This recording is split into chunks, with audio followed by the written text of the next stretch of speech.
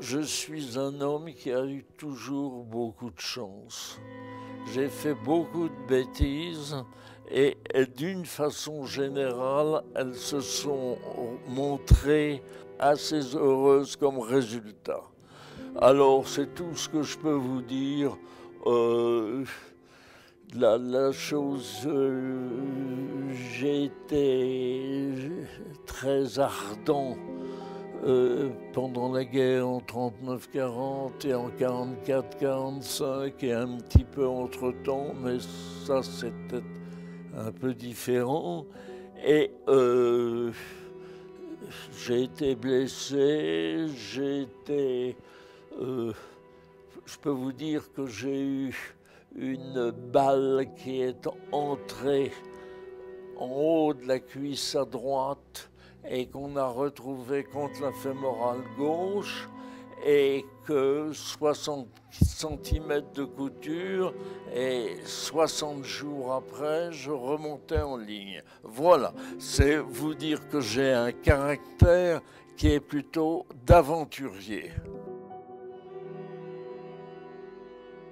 La médecine, je ne sais pas pourquoi, mais quand j'étais en première, quand j'avais 16 ans, un mardi matin où je m'ennuyais avec le corrigé du thème latin, j'ai décidé que je ferais ma médecine un mardi matin de février 1933. Et quel est le principe? Il y avait des choses très compliquées et la dialyse péritonéale ou le rein artificiel, on est passé de la biologie aux lois physico-chimiques tout à fait simples. Ça s'appelle la dialyse, décrite par Dutrochet en 1825. On a oublié qu'il y a eu des gens qui ont travaillé avant la fin de la Deuxième Guerre mondiale. Bon. Aux États-Unis,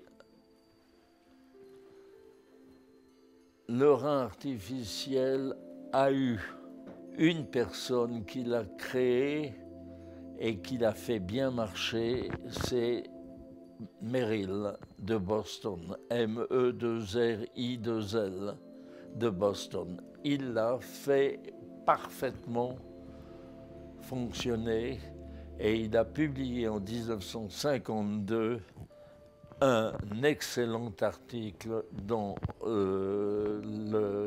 Médecine parlant de cela.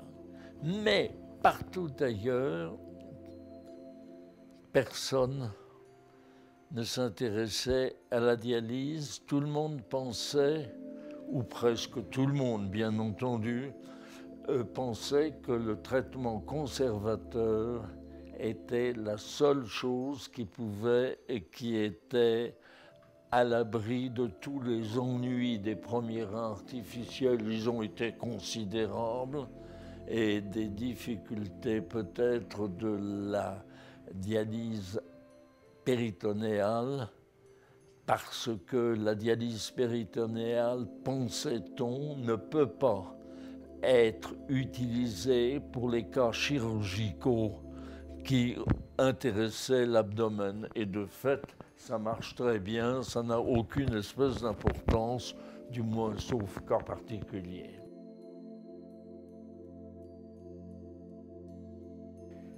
Et il m'a dit ça en 1944. Et pourquoi?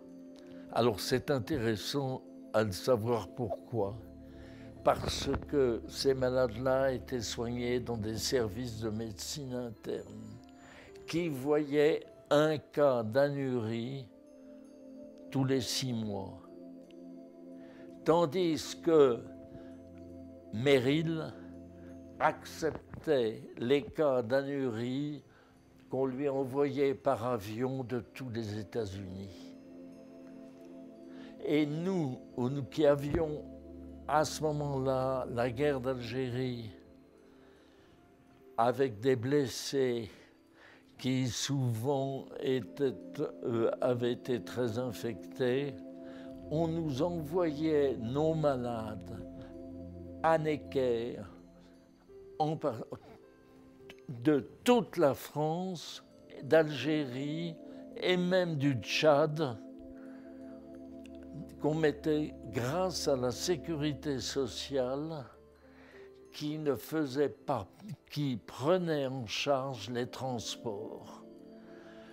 Alors que les hôpitaux privés en Amérique étaient obligés, avaient beaucoup de difficultés à ce moment-là pour se faire rembourser.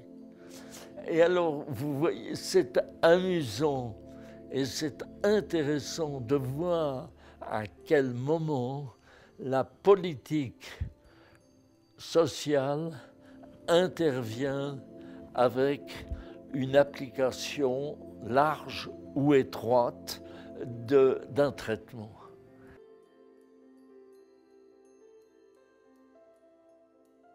Le traitement de l'insuffisance rénale aiguë par la dialyse a été la porte d'entrée au principe de réanimation médicale.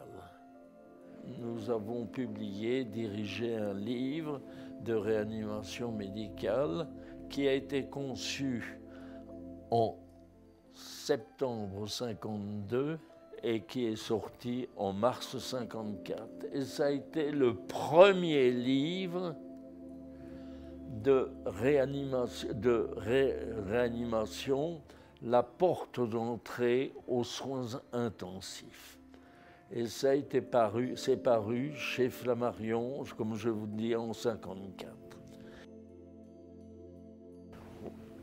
Et Amburger et moi, nous étions en voiture pour aller voir un malade à l'hôpital américain depuis Necker et nous avons traversé le bois de Boulogne. Et c'était l'itinéraire normal. Et au cours de cette traversée-là, où on n'avait pas besoin de faire aussi attention que sur un boulevard périphérique quelconque, Amburger me dit voilà, nous organisons une journée ou deux de réanimation. Est-ce que nous devons continuer dans cette voie-là ou abandonner? Et je dois dire que c'est à son mérite complètement. Il m'a posé la question, moi je m'avais dit pourquoi pas continuer, et nous en avons reparlé quelques jours après, et il a dit nous abandonnons parce qu'il ne faut jamais avoir deux objectifs dans la vie. Et je lui ai répondu que quand je suis arrivé au commando, un vieux lieutenant m'a dit « Si tu as deux objectifs, tu n'en atteindras aucun et tu as beaucoup de chances d'être tué. N'accepte pas un deuxième objectif. Après, on verra. » Voilà. Eh bien, ce n'est pas spécialement la néphrologie. Je lui dirais, choisis une branche que tu aimes. Deuxièmement, pour l'aimer, il faut la connaître.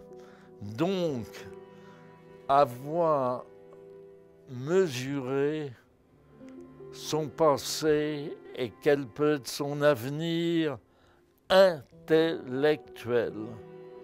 Troisièmement, il faut mener en même temps, il faut un travail biologique créateur, mais animé, fécondé par une culture médicale.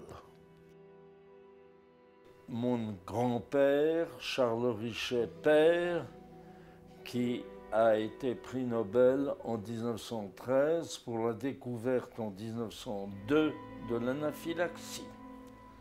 Alors voilà le lourd passé qui m'a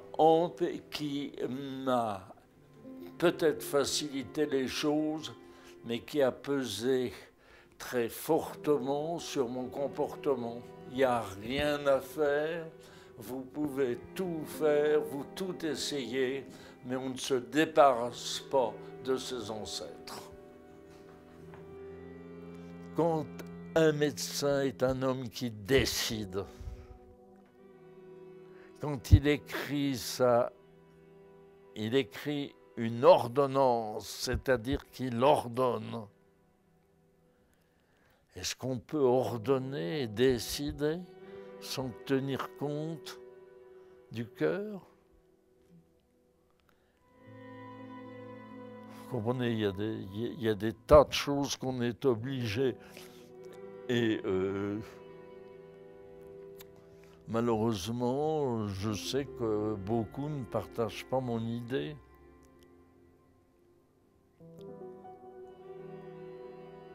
Mais c'est comme ça. Et je suis comme la reine de Hollande, dont la formule est « je maintiendrai ». Voilà.